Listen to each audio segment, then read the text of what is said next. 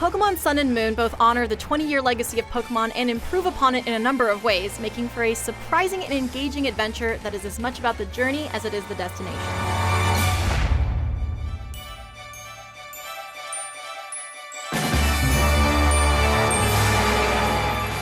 Arguably the biggest and most important change in Pokémon Sun and Moon is the Island Challenge. Instead of taking on a series of gyms, you embark on a variety of battles and non-combative challenges that culminate in a fight against a stronger foe. It's similar enough to previous Pokémon games to avoid alienating veterans, but also an inventive take on the formula that fits with and plays off of the island setting beautifully. I went into most of the trials knowing only which type of Pokémon I'd have to battle at the end. Different minigames like scavenger hunts and memory tests kept each one surprising until I reached the final fight. Trials are also a good way to get to know the charming captains that run them and the history and traditions of Alola. After the first 2 trials, I was as fully invested in the new region as I was my familiar quest to become champion.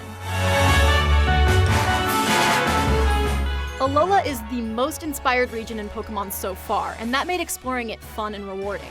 Instead of just looking for items or places to grind, I was taught to expect the unexpected.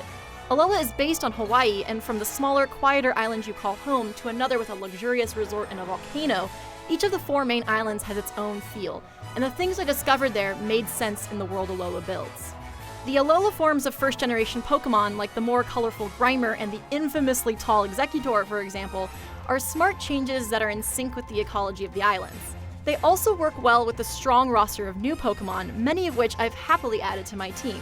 Places, people, and Pokémon that connect even in subtle ways make Sun and Moon more engaging. The 30-plus hour story of Sun and Moon also contributes to that strong world building. It's the first Pokémon game in a while that kept me focused on the journey and discovery rather than setting my sights on the post-game. There's a general mystery to Alola that serves as a carrot drawing you forward, and as a result, some awkward dialogue and predictable events take a back seat to let Alola and its inhabitants speak for themselves. Even the slower scenes are made better with vastly improved camera work. And almost everything, from the Alola forms of first-generation Pokémon to the Island Challenge in general, is different enough from what I'm used to as a lifelong player. They feel like a fresh discovery.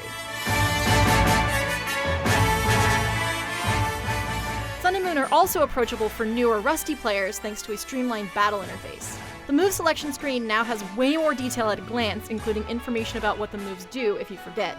Move effectiveness is also displayed, which means it's a lot easier to battle effectively without having the tight matchups memorized. It's a good way to learn the nuances of battle, and it's not cluttered or obtrusive if you do know your way around the type chart. The new interface is one of quite a few small upgrades that add up to a great improvement. The bloated HM system has been replaced with Pokeride, which opens up Alola to exploration early on, and there's a much wider variety of Pokemon available at the start than in previous generations. Pokemon Refresh is a slightly altered version of Pokemon Ami that serves more of a noticeable purpose in healing status conditions after battle. As an avid Pokemon player, the little additions did a lot to make doing the things that are still the same in Sun and Moon better this time around.